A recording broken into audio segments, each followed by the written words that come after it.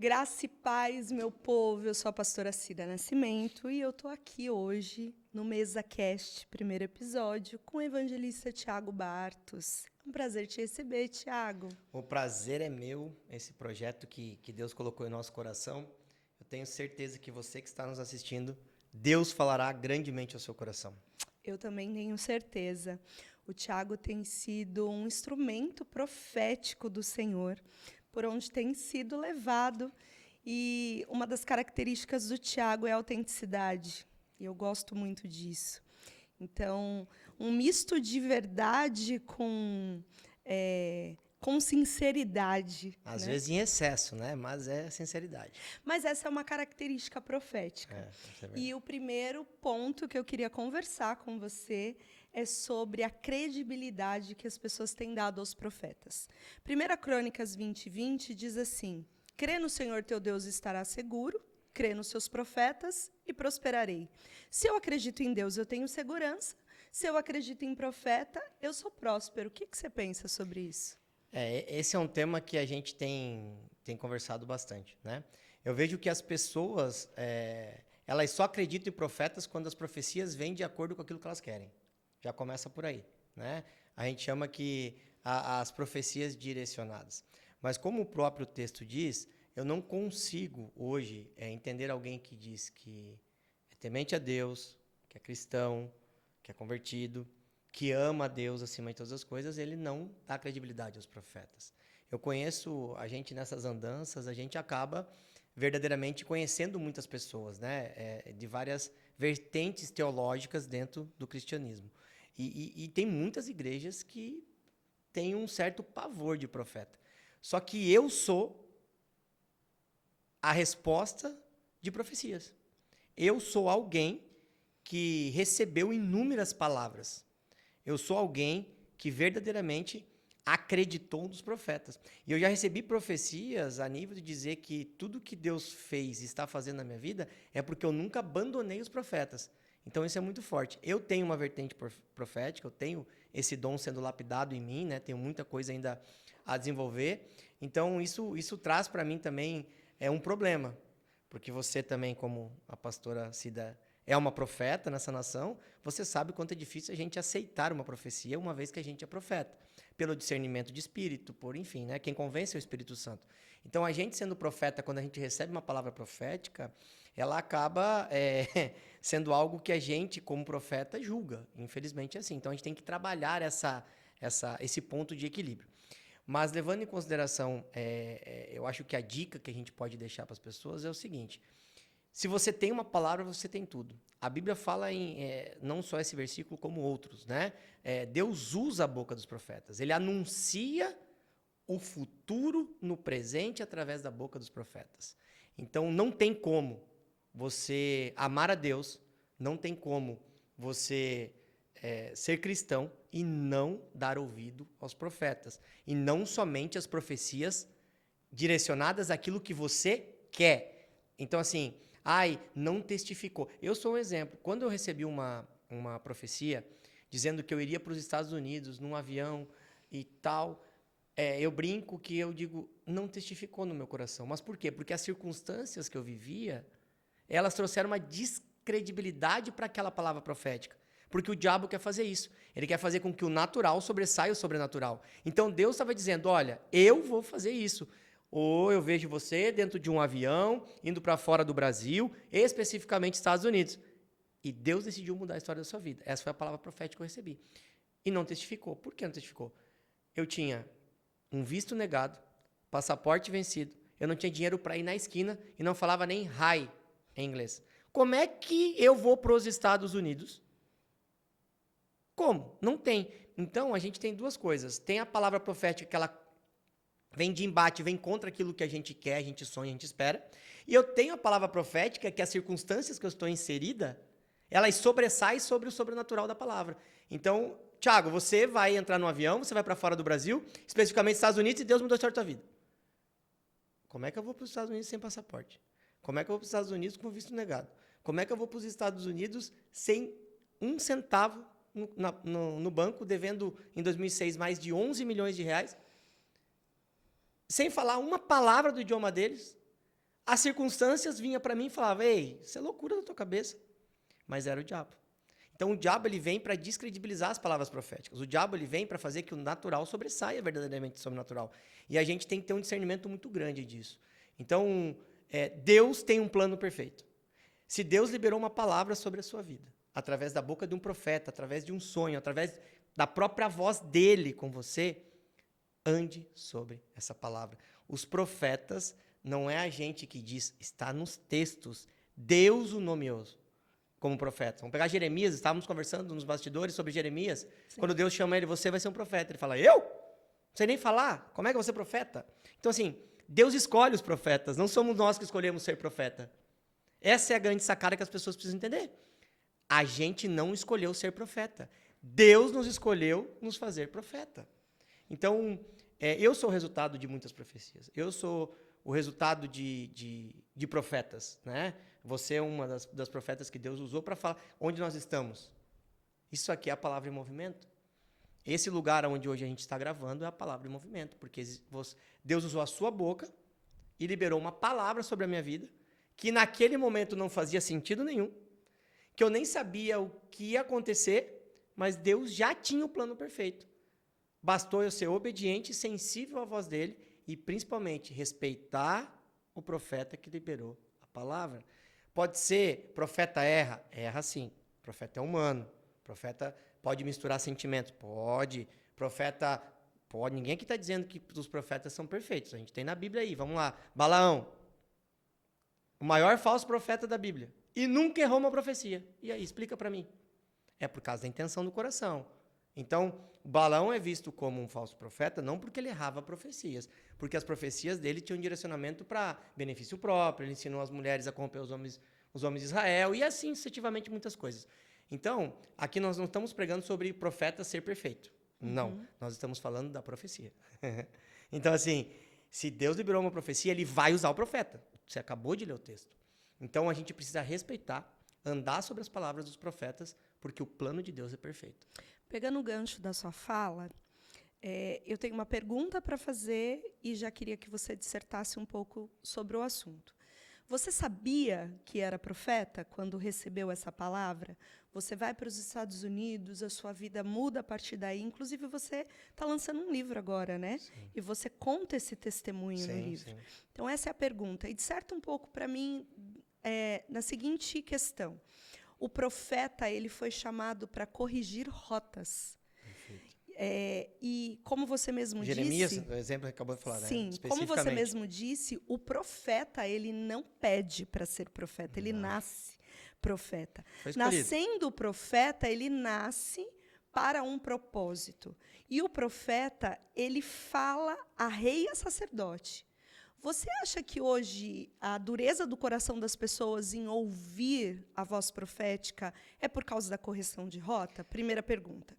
Segunda pergunta, você acredita que a maior dificuldade em receber a correção de rota é porque Deus trata com liderança? Se eu estou falando de rei, estou falando de sacerdote, eu estou falando de liderança.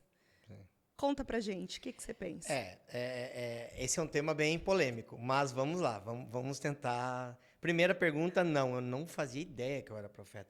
Naquele momento, eu estava no momento de conversão. Eu tinha recém aceitado a Jesus, eu tinha recém sido batizado com o Espírito Santo, e eu estava sendo discipulado. Quem me entregou essa palavra foi a discipuladora da época, né? A tia Mary, que eu falo, né? Então, assim, eu não fazia ideia de profecia. Eu não fazia ideia... óbvio, a gente, mesmo quem está fora da igreja, sempre ouviu sobre os profetas, sobre a palavra profética, o pentecostal, enfim, eu sempre gostei muito, né, disso. Por mais que antes eu era católico, mas eu não sabia que eu era profeta. Não sabia que eu era profeta, eu não fazia ideia. Eu lembro quando eu comecei a perceber que eu era profeta. Foi muito louco, assim, porque logo que começou as coisas a acontecer de conversão, eu começava a ter pensamentos do nada. E eu achava que isso era coisa da minha cabeça. Porque Deus, cada profeta recebe de uma forma, né? A gente tem o dom, você vê de um jeito, eu vejo de outro, às vezes o mesmo assunto com visões diferentes. Uns têm visão aberta no sentido de ver exatamente o acontecimento, outros escutam literalmente a voz de Deus, outros são pensamentos, enfim, existem inúmeras... Estou falando de um assunto que eu não domino, mas eu acredito que é assim, porque eu sei que você é de um jeito, a nossa amiga Marisa, a pastora Marisa, ela vê de outro jeito completamente diferente de você, e eu vejo diferente de vocês duas. Né? A forma como eu recebo a informação que eu tenho que liberar. Então, essa questão de descobrir, para mim, foi muito louco. Eu lembro a primeira vez que eu escutei e obedeci. Eu já tinha escutado os meus pensamentos, mas eu não obedecia. E a vez que eu obedeci, Deus falou para mim pegar um ônibus e ir para Cascavel de ônibus. Ninguém sabe essa história. Porque a Nayara sabe, a minha esposa, que está aqui nos bastidores. E Deus falou, compra uma passagem e vai para Cascavel de ônibus. Aí eu combinei na época com o Pedro, não lembro, enfim, exatamente o final, mas o que aconteceu. E eu entrei num ônibus, leito, Deus falou, ônibus, leito, deu tudo. Eu pensei na companhia, eu pensei em tudo. Desde o banco que era para eu sentar. E eu sentei no banco, o leito é 2 e 1, né? E aí eu peguei, o lado esquerdo era 1, eu estava sentado em 1 e tinha uma senhora em 2. E tinha um vazio do lado dela. E aí ela estava no da esquerda. Ela estava no do corredor. E aí eu estava dormindo no ônibus e Deus falou, agora eu quero que você acorde essa moça. Essa senhora que está do seu lado. Porque eu preciso falar com ela. Eu falei, não vou acordar. Ela vai começar a berrar. Ela vai dizer que eu estou assediando ela. Então, o diabo já veio querendo descredibilizar a palavra.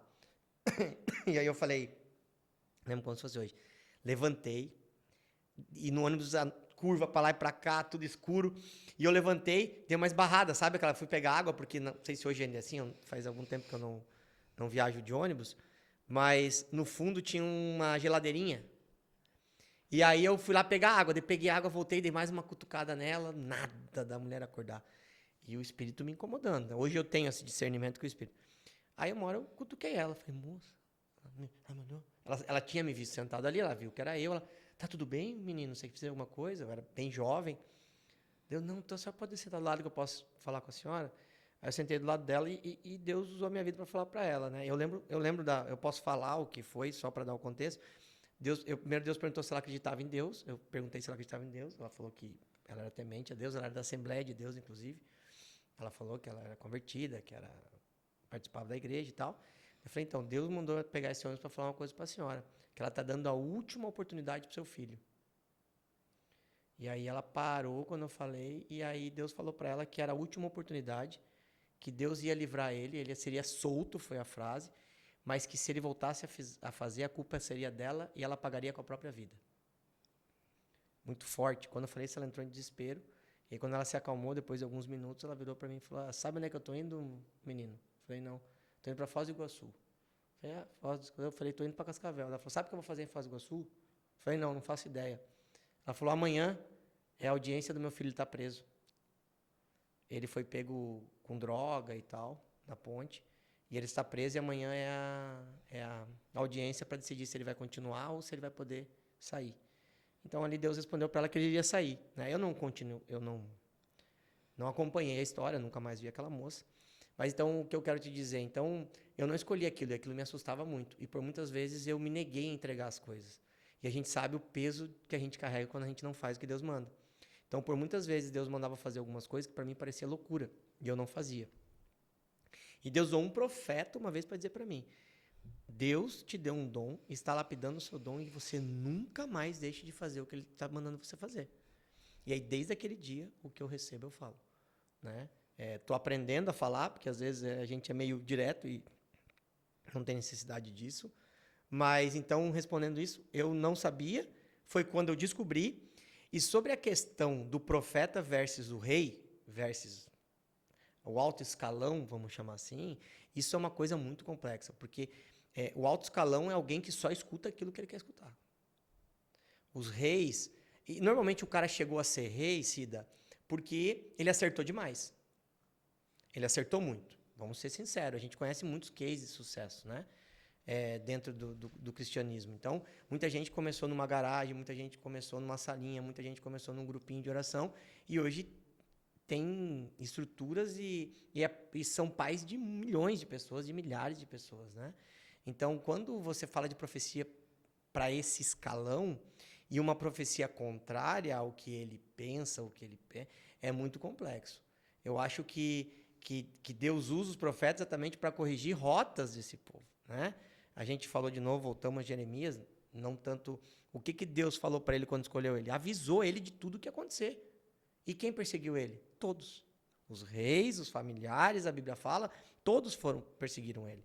Então, assim, por quê? Porque ele pregava o quê? Correção. Ele pregava correção de rota, ele pregava contra a imoralidade, ele pregava contra todas as coisas que o povo naquele momento de Israel estava fazendo. E quando eu prego contra correção, confronto, mudança, quando eu prego... eu sofro isso, eu sofro muitas críticas, porque eu sou um cara que às vezes a pessoa fica fazendo imperfeito. Não, eu nunca preguei perfeição. Eu talvez seja o mais pecador de todos aqueles que estão nos eventos que eu participo ou na internet que me seguem. A questão não é essa. Não tem a ver com isso. Então, a grande questão que a gente precisa entender é que nem sempre o que Deus pensa a nosso respeito, ou principalmente o que Deus sonhou para nós, é o que a gente acha que é certo ou o que a gente sonhou. Por isso que muitos textos dizem, os meus pensamentos são diferentes dos vossos pensamentos. Assim como o céu e a terra. Os meus pensamentos são mais altos que os seus pensamentos. Outro texto. Há tempo de abraçar, há tempo de se apartar. Há tempo de viver, há tempo de morrer. O que Deus está querendo dizer? A gente não tem noção das coisas. A gente recebe palavras proféticas e eu sempre digo uma coisa, e você é testemunha disso, quantas correções de rotas na minha vida eu tive, quantos confrontos eu tive, você foi usado e várias outras pessoas, recebi muitas palavras maravilhosas que hoje se cumpram, sim, mas toda palavra maravilhosa vinha com uma correção de rota, né? Vinha com uma cobrança, o que Deus esperava de mim, isso não mais. Nós estávamos conversando aqui antes de começar na oração, né? O ano passado nós estávamos acelerando tudo e tal. Deus falou assim para mim, ei, o projeto é meu, irmão. O que está fazendo? Você perguntou para mim? Foi mais ou menos. E Deus falou comigo, isso não foi através do profeta, não. Ele falou, em oração, 3 da manhã. Está aqui a equipe que está gravando. Cheguei no outro dia, 8 horas da manhã, mandei um áudio no grupo. Falei, ei, acabou tudo. A gente tinha contratado empresas que estavam impulsionando as nossas redes sociais para mensagem mais longe, né? Ferramentas que existem, normais. E Deus falou, mas eu não mandei fazer isso. E Deus falou mais, ele falou assim, e toda vez que você botar a mão, eu vou tirar a minha.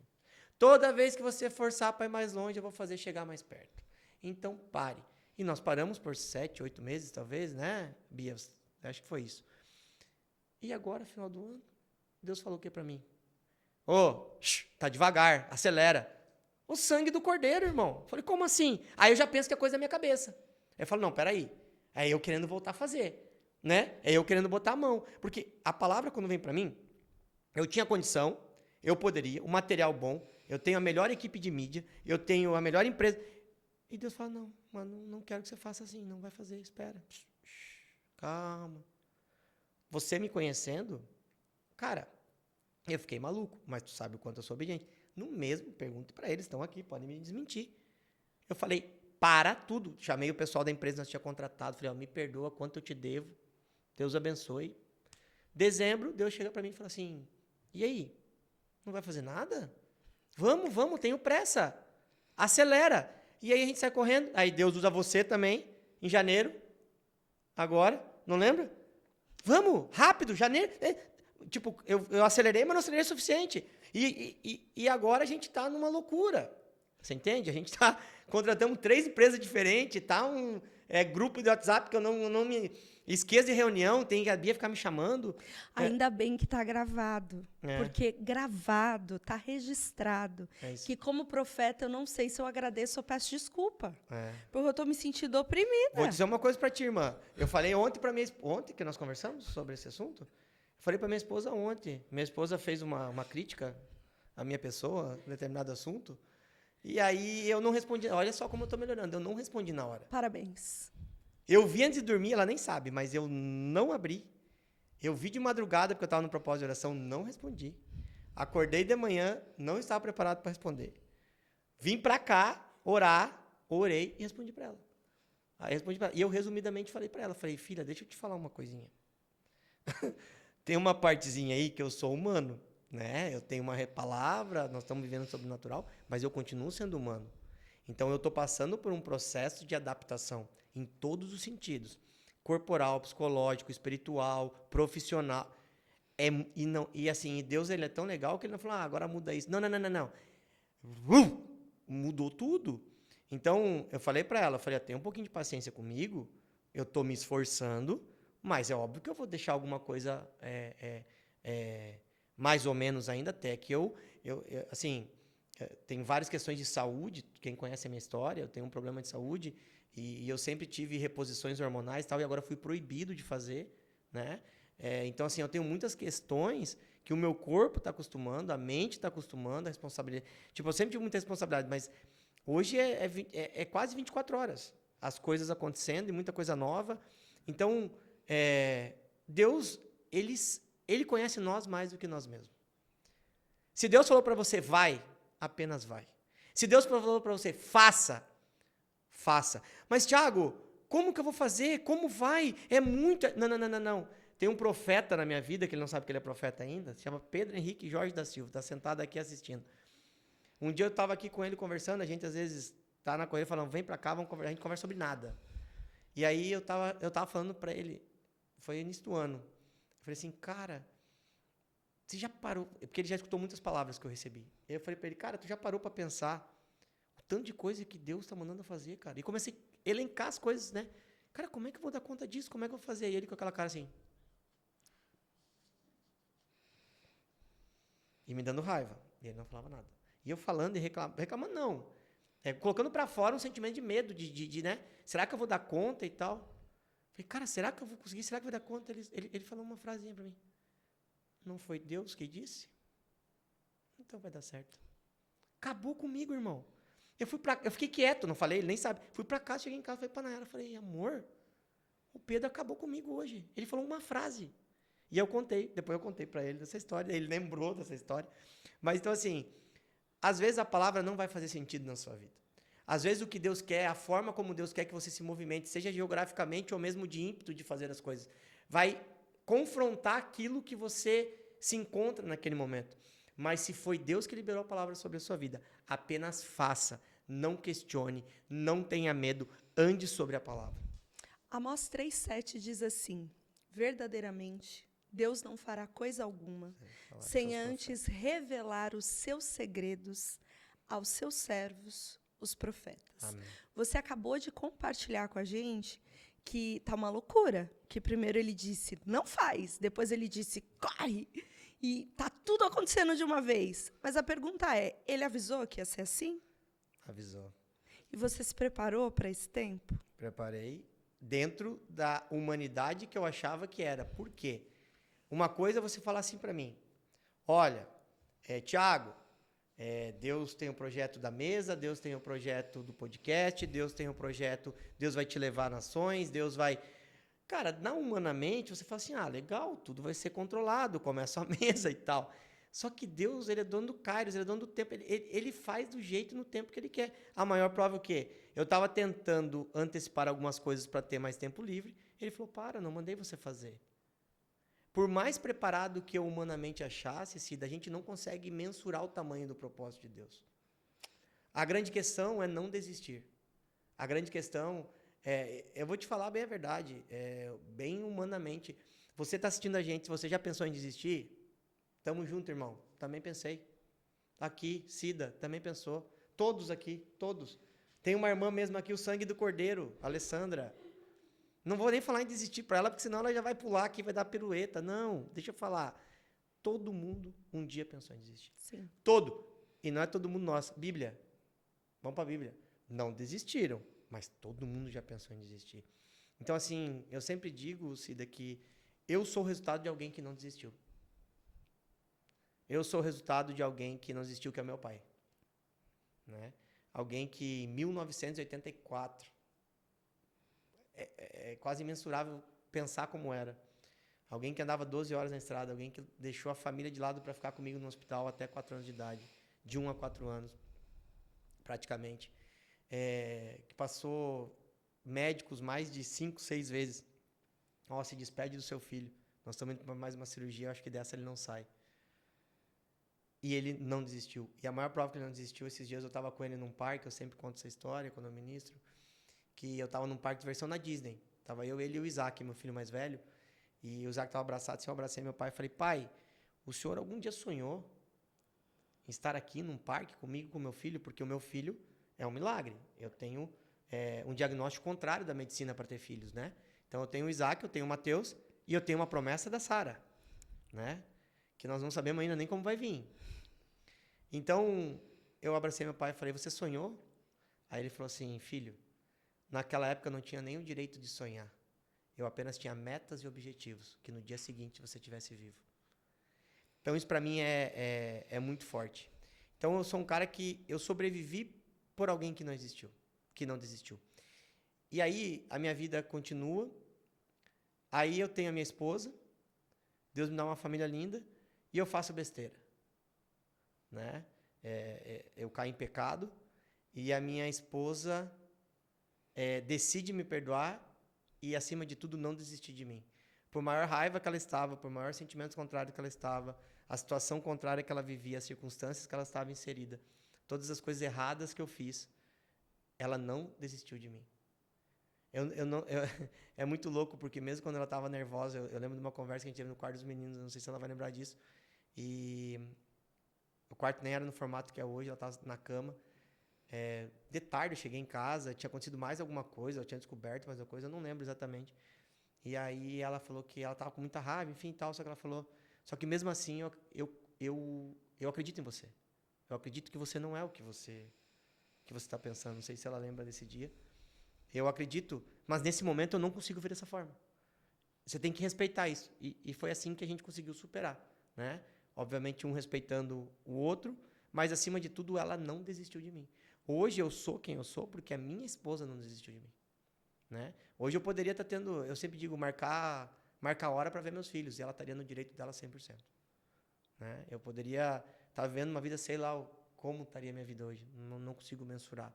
Se a minha esposa tivesse desistido de mim, se ela não tivesse tido o dom do perdão verdadeiramente, você entende? Então ela não desistiu. Por mais nervosa, ela falava na minha cara que ela estava me odiando, que ela tinha nojo de mim, muitas frases pesadas, só que ela nunca desistiu de mim. Gente, a Nay, ó, é uma A Nay fofa. é A Nay top, é gente. maravilhosa. É top. Um dia eu vou fazer um podcast com ela. Pegando o gancho dessa questão de não desistir, da força que nos move, existe algo surreal que é capaz de tirar as pessoas de um lugar de inércia, chamado propósito. Perfeito. Né?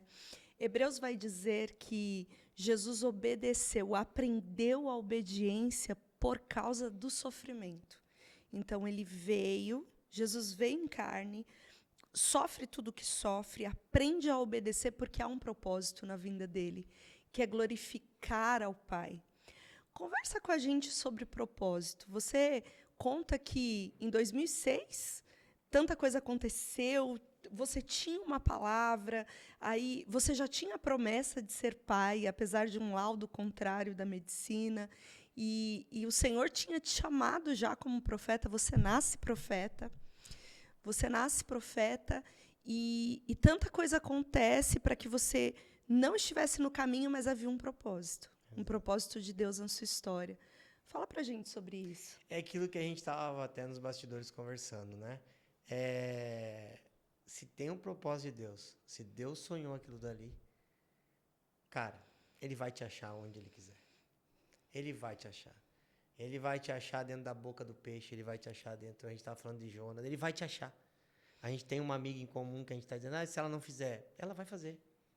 Ela vai fazer. Infelizmente, às vezes não é no amor, como Deus quer, mas vai fazer. Jonas ele só pediu, ei, vai lá em Nínive, prega para os caboclos lá. Nínive era para a direita, ele foi para a esquerda. Se escondeu, Deus achou. Escondeu, Deus achou. Então Deus acha, Deus vai fazer. E é muito louco, Cida, quando você conhece o seu propósito, quando você reconhece o seu propósito, isso impulsiona muito a você não desistir. Eu vou falar de novo uma história minha.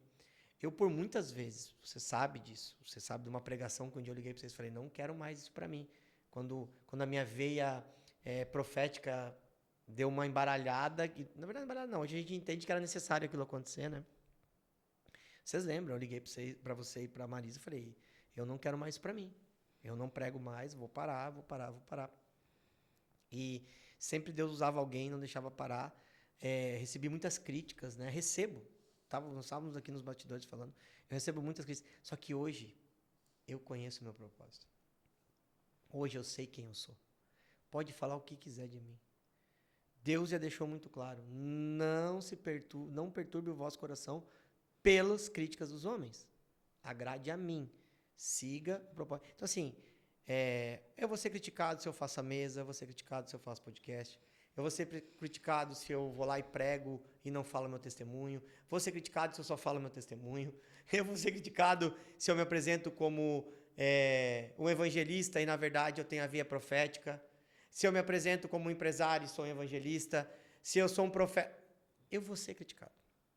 Se você não está incomodando alguém, tem alguma coisa errada. Eu digo, Cida, uma frase, até você gosta dessa frase, você já repostou ela, que eu falo que se no meio do caminho tu não der de frente com o diabo, toma cuidado porque ele está andando do teu lado. Então eu sou um cara que eu termino às vezes pregações e eu faço chegar no pastor da igreja e perguntar como é que foi. Mas não para saber que foi bom, porque bom ouvir que foi. Eu quero saber as críticas. Por que eu quero saber as críticas? Pô, mas Thiago, tu é maluco? Tu acabou de dizer que tu não se preocupa com as críticas. Exatamente. A gente tem que analisar quem está criticando. Normalmente, quem está criticando, ou ele não fez 1% do que você já fez, ou ele está num nível que até é maior do que o seu, mas ele está com medo que você equipare ou ultrapasse, que é a famosa inveja, a famosa, enfim. Então, eu amo receber críticas. Só que hoje, para a honra e glória de Deus, eu tenho um discernimento muito grande. E é muito louco quando você recebe crítica de pessoas que você ama, que você confia, né? Porque, na teoria, aquela pessoa está te dando uma crítica no amor. É uma crítica, a gente chama de crítica construtiva. Só que, na verdade, é uma crítica desconstrutiva, né? Eu escuto coisas que eu de verdade, eu sinto como besteira. Cada coisa que não... Sabe, só para dar uma cutucadinha, aquilo que não vai agregar nada, não vai me transformar em nada, não vai me fazer melhor em nada, só para fazer você desanimar mesmo. E eu tenho uma história que eu não canso de contar, Cida. Eu fui fazer um retiro ano passado, fui participar do retiro, servi no retiro. E a única coisa que eu pedi para Deus foi sobre o meu ministério. Falei, Deus, naquela época, estou falando assim, abril, março do ano passado, né, amor? Bem, então, foi quase um ano atrás, e estava naquela fase de não para, gente que eu confio vindo, para de fazer esses vídeos, não tem nada a ver, isso é besteira, coisa da cabeça, enfim. E aí eu fui para esse podcast, falei assim, para esse retiro, perdão, falei assim, cara, eu só quero que você fale comigo sobre isso. E passou a primeira noite e não aconteceu, sábado Deus não falou comigo, domingo de manhã Deus não falou comigo, domingo, né? Na hora de ir embora, tem uma dinâmica lá, vem um homem do meio do nada, assim, que eu nunca vi na vida, e fala assim, ô Thiago, me chamou pelo nome, eu posso te contar uma história? Eu falei, claro, amigo, fala aí. Aí eu falei, irmão, ele falou assim, irmão, eu tô passando por um problema, hoje já tá bem mais tranquilo, mas era um problema muito grave.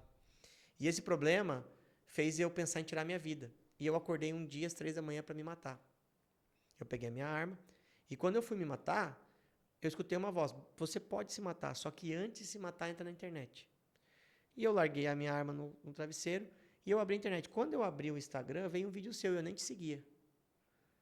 E o seu vídeo salvou a minha vida. E, Thiago, eu vou te dizer uma coisa. Você nunca mais pense em parar. Você entende? E aí ele falou assim, você pode ter certeza que eu não sou o único. Não se preocupe, bem assim, não se preocupe com o que os outros dizem, apenas continue. E naquele dia eu declarei a Deus, falei, eu nunca mais penso em desistir. E desde aquele dia, pode me chamar de... Eu posso cometer uma heresia de altar, ser crucificado, eu continuo. Vai pedir desculpa e vai seguir. Vou arrumar, você sabe que eu não tenho problema, eu já falei coisas erradas, né?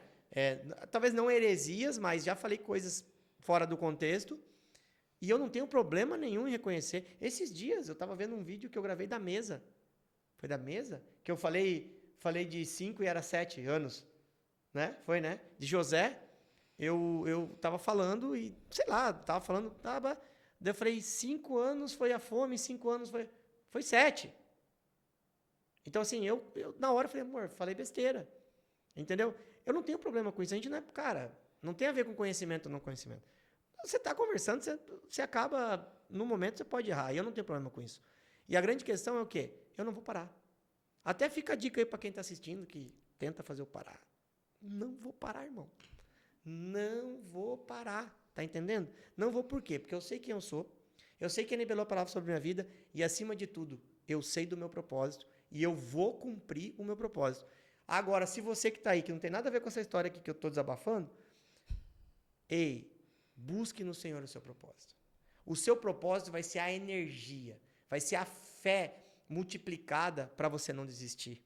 Às vezes as circunstâncias estão falando para você desistir. As pessoas às suas voltas dizendo, para, você está maluco. Ei, você tem um propósito. Deus sonhou algo para você. Busque saber qual é o sonho. Busque saber qual é o propósito. Porque você não vai desistir. Eu declaro sobre a sua vida hoje. Você não vai desistir. Cida, você não vai desistir. Nós não vamos desistir. Porque nós estamos abaixo de uma palavra. Nós estamos abaixo daquele que está acima de todas as coisas. E ele sonhou um propósito para cada um de nós. E a gente não vai desistir. Show. Não desistir me coloca, te coloca, nos coloca diante de um paradoxo. Fé e dúvida. Fé e razão. Fala com a gente sobre isso, Thiago. Posso chamar uma convidada aqui, que está aqui assistindo, para ela explicar para nós a diferença? Não, não podemos. Então vamos falar a gente mesmo. Tem alguém muito boa nessa parte de misturar as coisas, sabe? Sabe o que eu digo, Cida? Oi, Cida. Oi, tudo bem, Alessandra? Alessandra Dornelles, pessoal, está nos bastidores aqui. Deixa eu falar uma coisa. A gente conversou sobre isso ontem, inclusive, né? Ô, Bia, arruma uma aguinha gelada para mim lá. Talvez na minha sala tenha, se aqui não tiver bem gelado, por favor.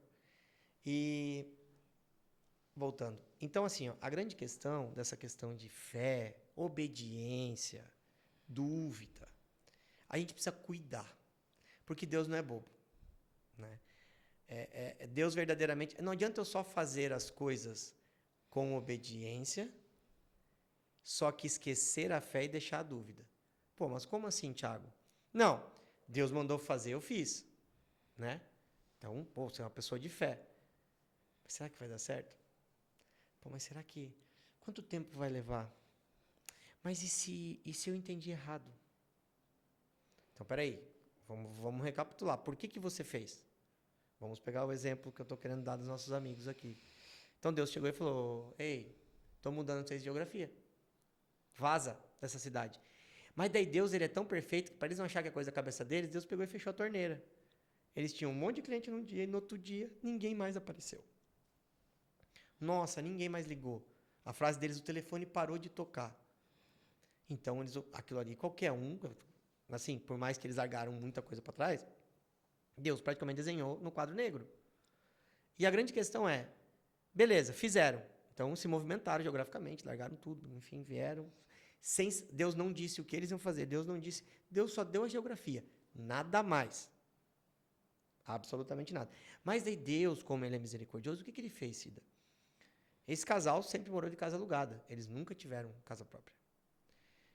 Aí a irmã foi lá e orou para Deus. Deus, se é de ti, eu quero uma casa, um negócio assim e tal, para provar que é tu. Ela foi lá na internet e olhou o primeiro prédio, o primeiro apartamento. Uma semana depois o marido veio para cá e comprou o apartamento, sem dinheiro. Mas também isso também não é Deus, né? Isso é uma coincidência. E aí Deus vai falando, e Deus vai falando. Só que o nosso lado humano imediatista, principalmente, e o nosso lado humano, eu digo que Deus não vai nos honrar por aquilo que a gente adquiriu. Deus vai nos honrar por aquilo que a gente abriu mão para cumprir o propósito dele. Então, esse casal, ele abriu mão de muita coisa para poder estar vivendo debaixo de uma palavra de misericórdia de Deus. E Deus disse que vai honrar. Deus já, enfim.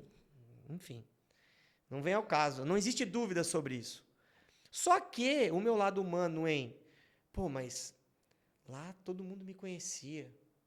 Lá eu tinha isso, lá eu tinha aquilo, lá eu tinha coisa... Aí chego aqui, às vezes eu não tenho nada para fazer, aqui eu não tenho isso, não tenho aquilo, aqui eu tenho que...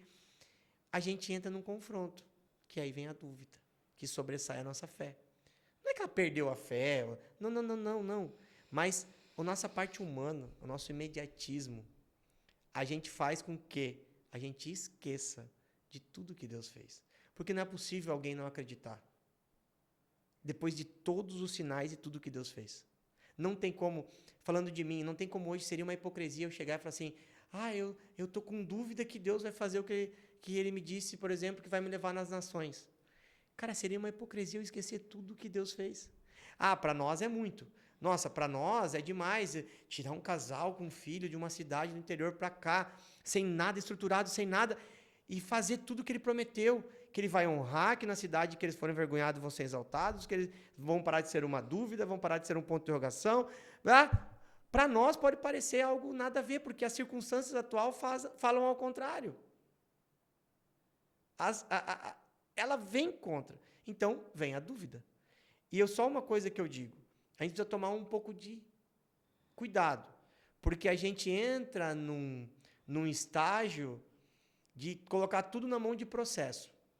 Não, é o processo que eu estou passando, Deus tem que ter paciência comigo. Irmão, Deus não tem que ter paciência com ninguém. E está na Bíblia um monte de historinha que Deus não teve paciência. A questão é a gente, às vezes, tomar consciência de tudo que Deus fez. Né? Vamos pegar a história lá, o povo cruzou o mar. Diazinho depois, hora depois, já estava dizendo, eu preferia ficar lá. Eles eram escravos, Cida. Deus abriu o mar. Deus abriu o mar para os caras. Só porque eles estavam ali 3 dias, me corrija, se foi 3 dias que eles estavam andando, eles já questionaram. Esqueci, o cara abriu o mar, gente. Ele liberou eles, eles apanhavam, eram, como é que fala? Apanhavam, a comida era escassa, etc. Aí, a primeira coisa que eles falam, pelo menos lá a gente tinha comida. Como assim lá a gente tinha comida? Tá vendo como o povo esquece? Então fica a dica para você que está em casa, meu querido. Pare e pensa de onde Deus te tirou. Pare e pensa todos os sinais que Ele deu para você. Por que você está com dúvida? Por que você está com medo?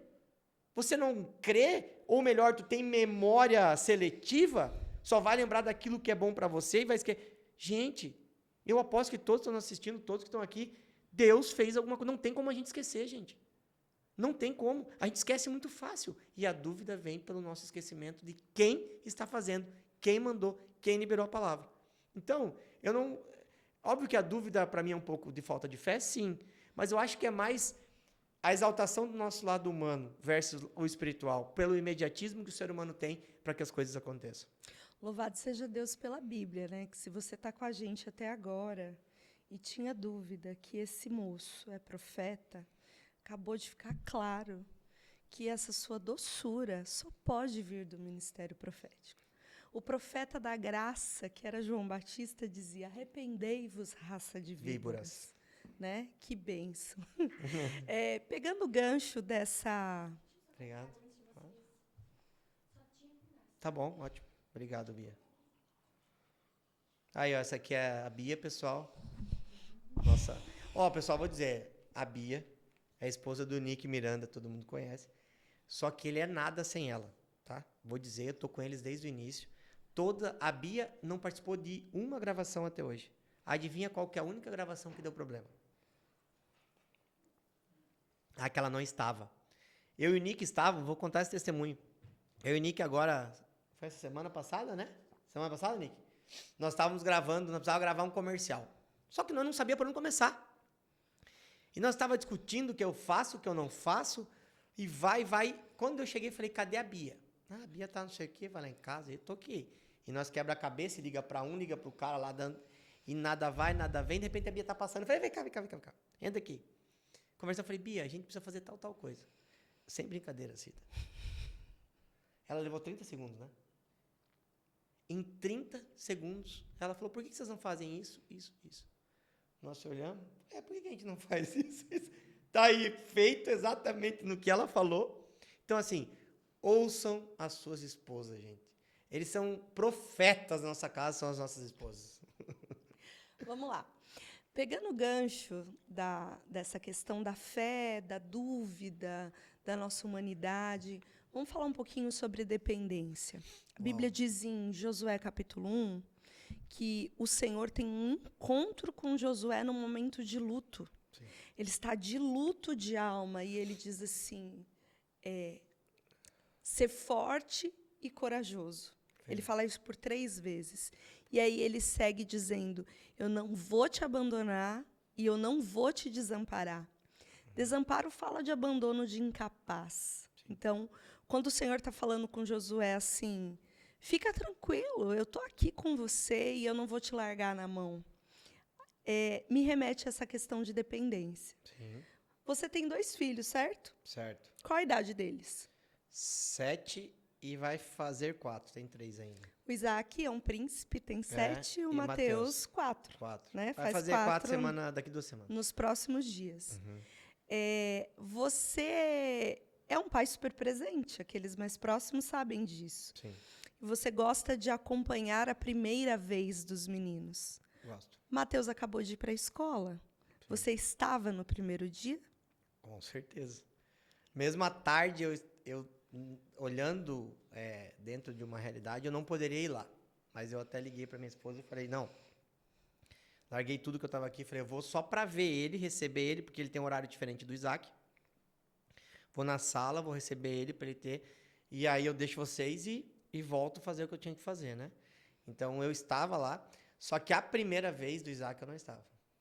Né? A primeira vez do Isaac, para mim, foi muito difícil, porque eu estava no hospital. Eu tive um problema bem sério de saúde, e no primeiro dia de aula do Isaac, eu estava num quarto do hospital, né? Mas a minha fala aqui é para que você traga essa questão da dependência mesmo. O Mateus, ele é muito pequenininho, ele tem Exato. 4 anos. A gente tem que sempre se sentir pequenininho. Né? Eu aprendi, Cida, eu sou o cara que considere resolvido, né? Eu tenho uma figurinha que é considere resolvido. Eu sou o cara que eu dou um jeito para tudo. Se eu não sei, eu sei quem sabe. Eu sou um cara extremamente proativo e eu não olho o problema, né? Quem anda comigo, quem me conhece, sabe que seja nas minhas empresas, seja lá em casa, seja com os amigos, eles sabem que eu sou o cara do problema. Então, aí eu brigo muito contra a dependência. Por quê? Nessa analogia que você quer trazer do filho, por que eu fui lá? Para trazer uma segurança, porque ele é totalmente dependente de nós. Né? Então, o Mateus, no meu entendimento, ele me vê lá, o meu porto seguro, tá tudo bem. Tanto que, quando a gente foi levar ele, a minha esposa acabou se emocionando, porque ele estava chorando muito, ela saiu e eu fiquei com ele. Eu chamei ele na chincha, peguei ele pelo braço e falei, agora olha aqui para mim, chega, vamos conversar. Não vai adiantar, você tem 2 opções, só que todas vai dar no mesmo resultado. Ou você fica chorando, ou você fica se divertindo. Então, eu trouxe uma responsabilidade, só que eu falei, fica tranquilo, a gente vai voltar aqui te buscar. Então, aquela minha fala para ele me veio à tarde, eu estava aqui, eu falei que eu não ia. Só que eu lembrei, eu olhando no olho dele, falando, eu vou voltar aqui te buscar. Como é que ele vai sair lá e vai ver só a mãe dele? Pode ser que ele não notasse, porque ele é grude da mãe dele, mas eu dei uma palavra para ele. Ele estava dependendo daquilo, ele estava, sabe, emocionalmente. E a gente tem que ser eternamente crianças no Evangelho. Eu escuto muita gente, Cida, falando, eu não preciso mais disso, eu não preciso ir mais nisso.